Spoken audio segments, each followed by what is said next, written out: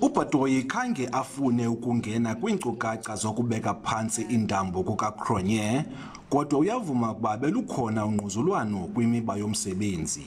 There has been extensive reporting about the fact that there's been interpersonal relations that affected this. And as I said, in any very, very high stakes, high pressure environment, there's bound to be tensions and professional conflicts, but we work through them. Igunya-bantu lezotshutshiso lelaxinwa ngemibuzo ngenkqubo ehamba ngonyawo lonwabu ekutshutshiseni amatyala ekomishoni yenyani noxolelwaniso. Kwakhona nangokusilela ukukhupha isigqibo sokuba siza kutshutshisa kusini na kwityala lango-1985 leCraddock 4.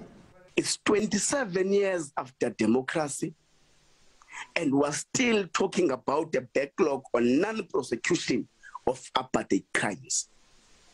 Crimes that have been declared to be crimes against humanity. Igunya-bantu lezotshutshiso liyavuma ukuba le meko ayamkeleki kwaye liyathetha-thethana noKheche ukuba uphando notshutshiso luphuculwe. I agree. I have the same questions as the head of the NPA. But moving forward, this is what we are doing to address this, because what happened in the past is completely unacceptable. And we know that there are a whole range of reasons. There were political reasons that these cases were not brought to court. They were not investigated.